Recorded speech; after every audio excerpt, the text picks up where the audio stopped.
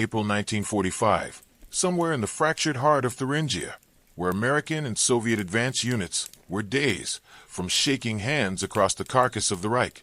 A Soviet major stood at the threshold of a liberated concentration camp, watching American jeeps roll through the gates with their cargo of chocolate bars and cigarettes for the skeletal survivors.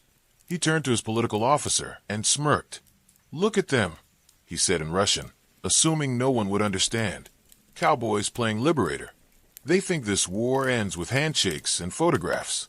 They have no idea what revolution costs. They're soft, sentimental. They'll go home and forget, and we'll reshape this continent while they sleep." He laughed, a cold bark that echoed off the barbed wire. "They beat the Germans. We'll inherit Europe." Before we dive in, make sure you're subscribed. Every week we uncover the stories the world forgot. What he didn't know was that one American officer standing 10 yards away spoke fluent Russian, and that officer's name was George S. Patton, Jr., and what that Soviet major didn't know, what none of them knew yet, was that Patton had already seen this ending coming for months. He'd read it in the rubble of Warsaw, in the silence of the Polish underground fighters who vanished after liberation, in the way Soviet commanders drew lines on maps with the confidence of men who intended to stay. The war against Germany was ending, but Patton was already convinced another war was loading in the chamber, and he was about to become the loudest, angriest, most politically radioactive voice warning that America was about to hand half of Europe to a tyranny as dangerous as the one it had just destroyed. This is not the story of tanks and bridges.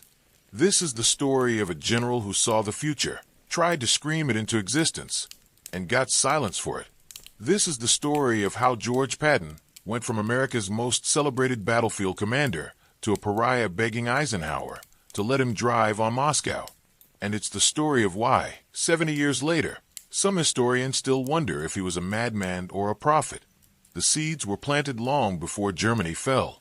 By the winter of 1944, the Red Army had torn through Eastern Europe like a typhoon, pushing the Wehrmacht back across Poland, Hungary, Czechoslovakia. Patton's Third Army was hammering eastward from France, tearing through the Siegfried Line, bleeding and freezing in the snows of the Ardennes. But while Bradley and Montgomery focused on killing Germans, Patton was watching the maps and asking questions no one wanted to hear. Where were the Soviets stopping? Why were they fortifying positions in Poland as if they owned it? Why were they executing Polish resistance leaders who'd fought the Nazis on the Allied side? In December, during the chaos of the Battle of the Bulge, Patton pulled his intelligence chief aside and said it plainly. "We're going to have to fight them sooner or later. Why not now, while our army is intact and we're already here?" His staff thought he was venting. Patton wasn't venting. He was calculating. He'd spent months watching Soviet behavior through intelligence reports, through interrogations of German prisoners who described the Eastern Front not as liberation, but as apocalypse. He read reports of mass deportations, of entire Polish villages emptied, of the NKVD shadow apparatus moving in behind every Red Army spearhead. He saw it with his own eyes when his advance units linked up with Soviet forces in April 1945 at the Elbe River. The handshakes were stiff. The smiles were rehearsed. The Soviets wanted no American patrols crossing into their zones. They wanted no journalists photographing the columns of German refugees fleeing west, trying to surrender to Americans rather than face Soviet revenge. Patton watched it all and wrote to his wife Beatrice, "I have no particular desire to understand them except to ascertain how much lead or iron it takes to kill them. The difficulty in understanding the Russian is that we do not take cognizance of the fact that he is not a European, but an Asiatic, and therefore thinks deviously. We can no more understand a Russian than a Chinese or a Japanese, and from what I have seen of them, I have no particular desire to understand them except to ascertain how much lead or iron it takes to kill them." It was incendiary. It was politically catastrophic. It was also, by his own reading of history, accurate. Patton believed in civilizations the way a medievalist believes in kingdoms. He saw the Soviets not as allies of convenience, but as ideological barbarians, wearing the skin of a modern state, and he believed the only language they understood was force. He was not subtle about it. He was not diplomatic. At a press conference in May, after Germany's surrender, A reporter asked him about relations with the Soviets. Patton grinned like a man who'd been waiting for the question. The Russian has no regard for human life and is an all-out son of a bitch, barbarian, and chronic drunk. I've seen their camps. I've seen how they treat their own. Don't kid yourself. We're going to have to fight them. The only question is when. The reporters scribbled furiously. Eisenhower, sitting in Supreme headquarters hundreds of miles away, felt his stomach drop. Marshall read the transcript in Washington and closed his eyes. Truman, barely 3 weeks into the presidency after Roosevelt's death, was trying to negotiate post-war borders and reparations with Stalin at Potsdam, and now his most famous general was publicly calling the Soviets barbarians. The political establishment wanted Patton muzzled. Eisenhower wanted him muzzled, but Patton didn't know how to muzzle himself. He doubled down. By June, he was in Bavaria, commanding the occupation zone, and the friction was escalating. Soviet liaison officers demanded American forces pull back from certain sectors, citing Yalta agreements that carved Europe into spheres. Patton refused unless he saw written orders from Eisenhower. He authorized his intelligence officers to debrief German Wehrmacht officers about Soviet tactics, Soviet strengths, Soviet supply lines. He told his staff to retain German POWs who'd fought on the Eastern Front, in case we need them. He began thinking about the unthinkable, rearming German units to fight alongside Americans against the Soviets. He never ordered it. He floated it in private conversations, testing reactions, building scenarios. One aide remembered him jabbing a finger at a map of Soviet-occupied Europe and saying, "We should go to the Oder line and tell them to get back where they belong. I'll be goddamned if we're going to let them take half of Germany and all of Poland and pretend it's liberation." His rationale was strategic, not sentimental. The Red Army in the summer of 1945 was enormous, bloated, exhausted, but still deployed forward. Stalin had over 12 million men under arms, thousands of tanks, an air force rebuilt with Lend-Lease aircraft. But Patton knew what others didn't want to admit: the Soviets were brittle. Their logistics were a nightmare. Their tank divisions ran on captured German fuel and American trucks. Their infantry was poorly trained, driven forward by NKVD blocking detachments.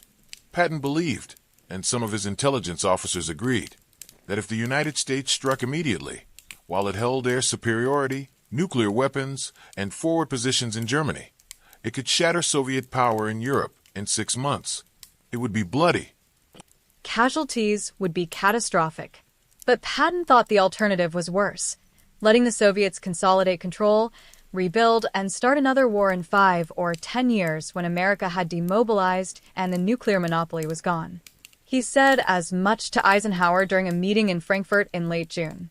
Eisenhower listened with the patience of a man who'd learned to manage Patton's outbursts. When Patton finished, Eisenhower leaned back and said, "George, you've lost your mind. We just finished one war. The American people want their boys home. Congress is already demanding demobilization. And you want to start another war with our allies? It's insane."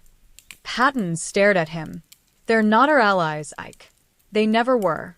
They used us to destroy Germany, and now they're going to do to Europe what Hitler dreamed of. If we don't stop them now, we'll fight them later, and it'll be worse." Eisenhower shook his head.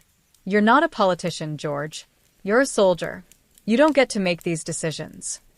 Patton's voice dropped, dangerous and quiet. "Then who does? Truman? He doesn't even know what Stalin is. Roosevelt gave them half of Europe at Yalta because he thought he could trust them. Now Roosevelt's dead, and we're stuck with his mess. Someone has to say it, Ike." Eisenhower stood. "That someone is not you. Drop it." Patton did not drop it. He went back to Bavaria and started giving speeches to American occupation troops, telling them they'd won the wrong war, that they should have destroyed the Soviets while they had the chance. He told war correspondents off the record that the real enemy had always been the communists, not the Nazis. He called the denazification program a waste of time, argued that low-level Nazi party members were no different than Democrats or Republicans in America, just people trying to get along. He said it publicly. He said it repeatedly. And in September 1945, Eisenhower had finally had enough. He relieved Patton of command of the Third Army and reassigned him to a meaningless paper command overseeing military history. It was a public humiliation. Patton, the man who'd driven across France faster than anyone thought possible, who'd broken the siege at Bastogne, who'd crossed the Rhine and torn into Germany's heartland, was now shuffling papers in an office. He was furious. He was heartbroken. And he was convinced history would prove him right. In his diary, he wrote with the bitterness of a man who'd seen the future and been ignored. "We promised the Europeans freedom. It would be worse than dishonorable not to see they have it. This might mean war with the Russians, but what of it? They have no air force anymore. Their gasoline and ammunition supplies are low. I've seen their miserable supply trains, mostly wagons drawn by beaten-up old horses or oxen. I'll say this. The Third Army alone, with very little help and with damned few casualties, could lick what is left of the Russians in 6 weeks. You mark my words. Don't ever forget them. Someday we will have to fight them, and it will take 6 years and cost us 6 million lives." It was prophecy wrapped in rage. And 3 months later, in December 1945, Patton was paralyzed in a car accident near Mannheim, a low-speed collision that broke his neck. He died 12 days later, never having walked again, never having seen his warning proven or disproven. Some of his admirers would later whisper conspiracy theories, that the Soviets had him killed, that American intelligence wanted him silenced. There's no evidence. What there is, instead, is a paper trail of cables and memos and diary entries showing that Patton had become a political liability so severe that even his friends wanted him quiet. But here's the thing history doesn't let go of. Patton wasn't entirely wrong. Within 2 years, the Soviets had blockaded Berlin, forcing the United States into the airlift that nearly triggered World War III.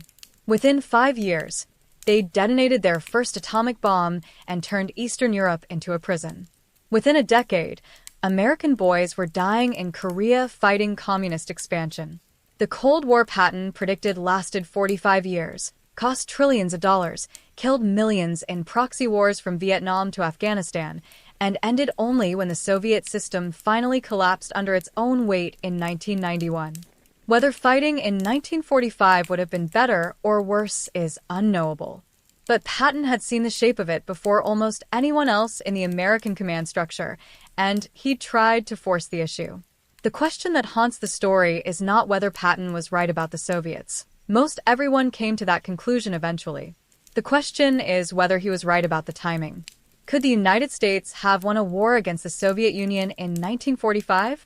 The military historians argue both sides. Yes, the U.S. had air superiority, nukes, better logistics, a professional officer corps, and Stalin's own purges had gutted Soviet military leadership. No, the Red Army was enormous, dug in, and America's will to fight was shattered after 4 years of global war. The casualty projections for a U.S.-Soviet war in 1945 ranged from 500,000 to 2 million American dead, depending on how fast the Soviets collapsed or how long they ground forward. Truman wasn't willing to bet those lives on a maybe. Eisenhower wasn't willing to gamble his reputation on a hunch. Marshall, the architect of victory, wanted peace, not another apocalypse. Patton wanted clarity. He believed in decisive action, in striking the enemy when they were vulnerable, in not letting sentiment cloud strategy. He saw the Soviets as existential threats, not temporary partners. And he saw the American reluctance to confront that reality as weakness that would cost more lives later. He was not a diplomat. He was not a statesman. He was a killer who believed in winning wars completely, and he thought the war wasn't over. The irony is that Patton's actual combat record against the Soviets was 0. He never fired a shot at them, never maneuvered against them. His entire argument was built on observation, intelligence, and instinct. But his instinct was the product of a lifetime studying warfare. He'd read Caesar, Napoleon, Clausewitz. He'd trained his whole career to recognize when an enemy was postured for offense, and in the summer of 1945, he looked at Soviet deployments in Eastern Europe and saw an army that had no intention of going home. He saw the same predatory patience he'd seen in German planning before the war, the same ideological absolutism, the same willingness to spend human lives like currency. And he believed that if America didn't kill that threat while it was wounded, it would heal and grow and become unkillable. Eisenhower's counterargument was equally simple. You cannot ask soldiers to die for a hypothetical. The men who'd stormed Normandy and fought through the Bulge had earned their trip home. They had defeated the clear and present enemy. The Soviet Union had not attacked America. It had not invaded Western Europe. Starting a preemptive war of that scale would have destroyed the moral authority America had spent 4 years building. Eisenhower believed in alliances, in international order, in the slow grind of diplomacy. Patton believed in force. They were both brilliant. They were both patriots. And they could not have been more opposed. The American public never really knew the depth of the split. The press coverage of Patton's relief was framed as a consequence of his loose talk about Nazis, not his fixation on the Soviets. But inside the Pentagon, inside the intelligence community, Patton's warnings were circulating. Some officers quietly agreed. Others thought he was insane. By 1947, when the Cold War became official policy, when George Kennan's long telegram and the Truman Doctrine reframed the Soviets as adversaries, some of those same officers pulled out Patton's old memos and wondered what would have happened if they'd listened. The doctrine that emerged, containment, was Patton's nightmare. It was not decisive. It was reactive. It let the Soviets dig in and spread and probe and bleed America in 1,000 small cuts from Berlin to Saigon. Patton had wanted a single massive blow in 1945 that would decide the century.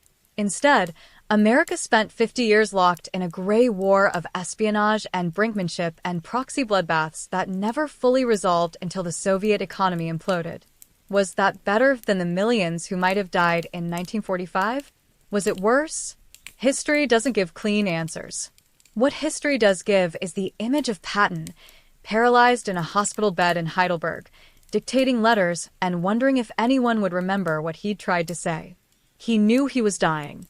He knew his career was over. And he knew that his last fight had been with his own side, not the enemy. "I'm probably going to die of this injury," he told his chief of staff. "But if I do, remember what I said about the Russians." Somebody has to remember. They did. Not enough to change anything, but enough to argue about it forever. The machinery of Patton's argument wasn't just rhetoric. It was built on cold numbers, tactical assessments, and a reading of Soviet vulnerabilities that his intelligence staff had been compiling since the link-up at the Elba. While Eisenhower saw a victorious ally, Patton's two officers saw an army held together by coercion and American gasoline. The statistics were damning if you knew where to look. The Red Army's tank divisions, terrifying on paper with their T-34s and Joseph Stalins, were running on fumes. Soviet fuel production had collapsed during the German invasion and never recovered. By the summer of 1945, nearly 60% of Soviet fuel supplies came from American Lend-Lease shipments. Cut that pipeline, Patton argued, and the Red Army grinds to a halt in 2 weeks. Their vaunted mobility becomes a formation of steel monuments rusting in Polish fields. The same logic applied to their logistics. American intelligence officers touring Soviet rear areas reported supply trains that looked like museum pieces, horse-drawn wagons, ox carts, captured German trucks held together with wire and prayer. The Soviets had lost 27 million people during the war. Their infrastructure was rubble. Their factories in the Urals were producing, yes, but the distribution network was medieval. Patton saw this and calculated that if the United States Air Force, with its fleets of B-17s and B-24s and the new B-29 superfortresses, struck Soviet rail hubs and fuel depots for 2 weeks straight, the Red Army would be immobilized before it could mass for a counteroffensive. "They've got the men," he told his operations officer, "but they can't move them. And an army that can't move is just a crowd waiting to be bombed." His plan, sketched out in those final months before his relief, was terrifyingly simple.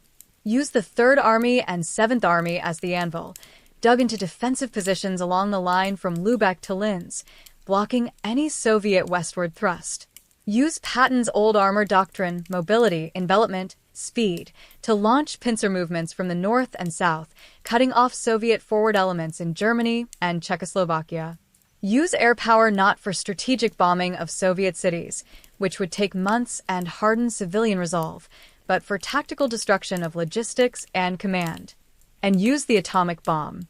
Patton never said it explicitly in writing because the bomb was still classified when he was relieved, but his private conversations after Hiroshima make it clear. He believed 2 or 3 atomic strikes on Soviet troop concentrations or key rail hubs would shatter Stalin's will to fight. "The Russians can't take what we just gave Japan," he said to an aide in August. "They've already lost 27 million. How many more will Stalin spend when he sees a whole division evaporate in a flash?" It was monstrous. It was pragmatic. It was the logic of a man who'd spent 30 years learning how to kill efficiently and had no illusions about the cost. Patton didn't see war as glorious. He saw it as necessary surgery, and he believed that the longer you waited to cut, the worse the infection became. His estimation was that a war against the Soviets in 1945, prosecuted with American firepower and speed, would cost 200,000 American casualties, 500,000 Soviet casualties, and 6 months. A war delayed 10 years, fought after the Soviets had atomic weapons and rebuilt their industrial base, would cost millions. He wasn't a madman. He was a calculator running a brutal equation. But the equation required something America didn't have in 1945, the will to start another war. Patton understood tactics and logistics. He did not understand politics. He didn't grasp that Roosevelt's vision of the United Nations and post-war cooperation had captured the imagination of the American public, that people wanted to believe the Soviets could be partners, that the alternative was too exhausting to contemplate. He didn't see that Truman, thrust into the presidency with no preparation, needed time to learn the game, needed Stalin as a partner at Potsdam to legitimize the new order. Patton saw all of that as weakness, as sentimentality that would get people killed later. And he was probably right. But being right doesn't win political battles. The evidence that Patton's instincts were sound came in pieces over the next 5 years, each one a small vindication that arrived too late. In March 1946, Winston Churchill stood in Fulton, Missouri, and declared that an Iron Curtain had descended across Europe. Patton had been saying it since April 1945. In June 1948, the Soviets blockaded Berlin, cutting off 2 million civilians and daring the United States to start a war over it. Truman chose the airlift, a logistical marvel that delivered food and coal by the ton for 11 months until Stalin blinked. It worked. But Patton would have asked why it was necessary in the first place. If the Soviets had been beaten back in 1945, there'd be no blockade, no airlift, no crisis. In August 1949, the Soviets detonated their first atomic bomb, years ahead of American estimates, ending the nuclear monopoly. Patton had warned that the window was closing. Now it was shut. And then Korea. In June 1950, North Korean forces, armed, trained, and directed by the Soviets, poured across the 38th parallel and nearly drove American forces into the sea. 54,000 Americans would die over the next 3 years fighting a stalemated war that ended exactly where it started. Patton's ghost haunted the Pentagon during those years. Officers who'd served under him, who'd heard him rant about the Soviets back in Bavaria, now found themselves in frozen foxholes in Korea wondering if he'd been right. If we'd fought them in 1945, would we be here now? The question had no answer, but it wouldn't go away. The Red Army's own documents, declassified decades later, suggest Patton's assessment of their vulnerabilities was accurate. Soviet generals in 1945 were terrified of a Western betrayal, of the Anglo-Americans turning on them while the Red Army was extended and exhausted. Marshal Zhukov, in his memoirs, admitted that Soviet forces were in no condition for another major war. They'd won against Germany through attrition and brutality, by feeding men into the meat grinder faster than the Germans could kill them. Against the United States, with its air power and industrial base intact, that calculus didn't work. Zhukov knew it.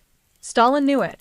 That's why Stalin was so careful in 1945 and 1946, why he advanced through political subversion and coups rather than open invasion.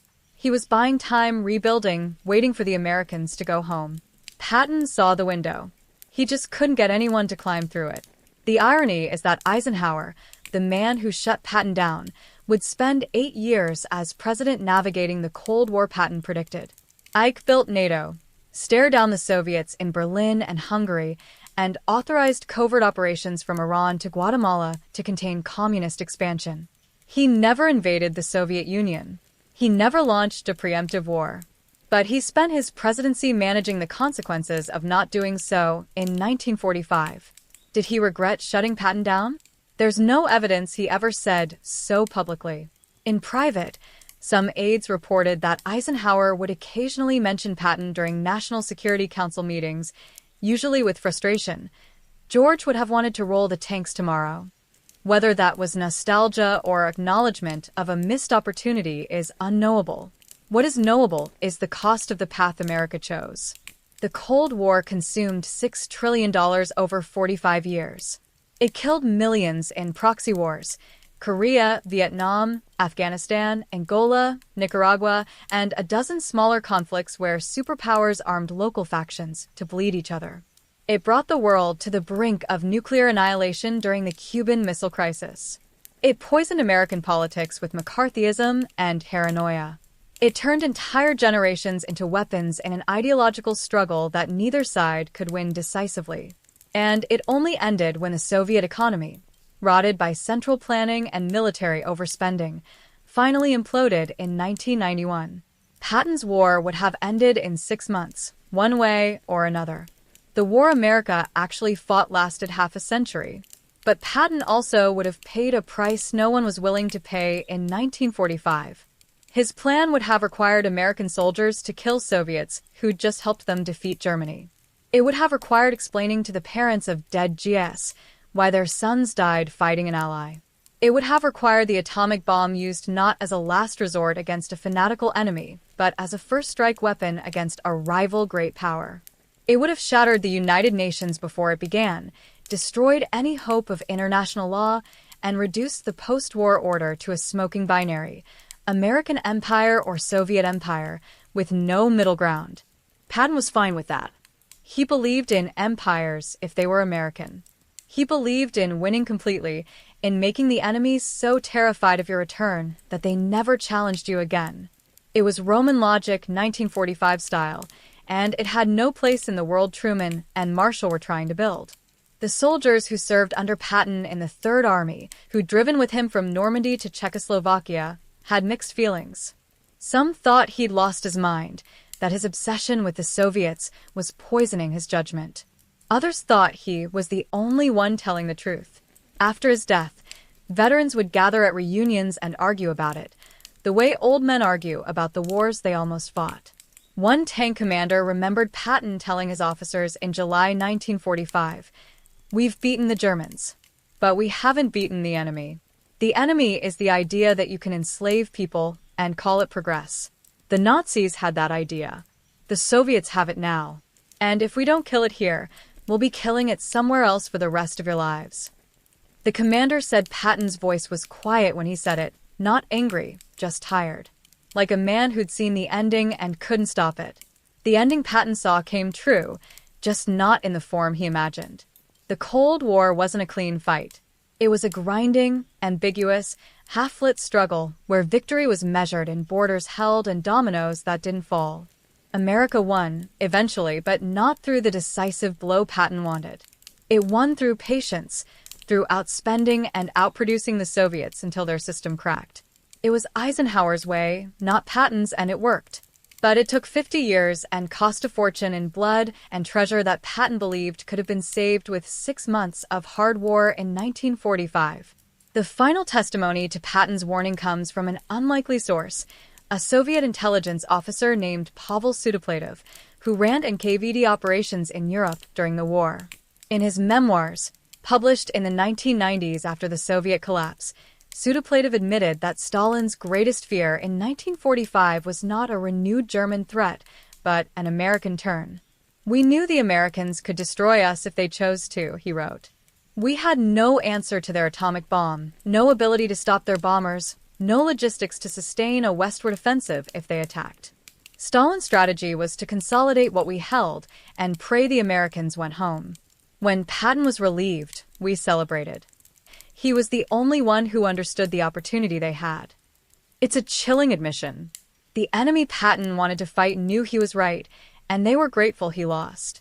Today, in the museums where Patton's personal effects are displayed, his ivory-handled revolvers, his maps, his blood-stained uniform from the car crash, there's usually a section dedicated to his final months. The plaques mention his controversial statements and his relief from command, but they rarely dig into the substance of what he was saying. The full story is uncomfortable. It forces questions about roads not taken, about the calculus of preventive war, about whether democracy can act decisively when the danger is still forming. Patton believed it could not, that democratic societies were too slow, too sentimental, too addicted to hope to strike preemptively. He might have been right. But the alternative, living in a world where the United States launched a massive war against the Soviet Union in 1945 on the hunch that it would save lives later, is almost unimaginable. And yet, that hunch turned out to be correct. The Soviets were the next war. They did enslave half of Europe. They did build an empire on coercion and terror. They did force America into a twilight struggle that consumed 2 generations and nearly ended in nuclear winter. Patton saw it all before almost anyone else in the American command, and his reward was to be called a warmonger, a lunatic, and a political liability. 3 months later, he was dead, never knowing if history would vindicate him or bury him. History did both. The Cold War proved he was right about the Soviets. The fact that it never turned into World War III proved Eisenhower was right about restraint. Both men were brilliant. Both were patriots. And both were playing a game with stakes so high that getting it wrong meant the end of civilization. Eisenhower chose caution. Patton chose clarity. We lived with Eisenhower's choice for 50 years, and it worked barely. We'll never know if Patton's choice would have worked at all. But here's what we do know. In the summer of 1945, when the world was exhaling after the most destructive war in human history, when soldiers were dreaming of home and politicians were dreaming of peace, one American general looked east and saw the next nightmare loading. He tried to sound the alarm. He tried to force the issue. And he was shut down, sidelined, and silenced. Whether that was wisdom or cowardice, strategy or tragedy, depends on who you ask and what you think the Cold War cost. The last thing Patton wrote in his diary, a week before the car accident, was a line from a poem he loved, something about old soldiers fading away. But he added his own coda, scratched in pen at the bottom of the page. The Russians are the enemy. We should have destroyed them. We will regret this mercy. He died believing it. And for 50 years, every time a crisis erupted, Berlin, Korea, Cuba, Vietnam, someone in the Pentagon would pull out those old memos from Bavaria and wonder if the old man had been right.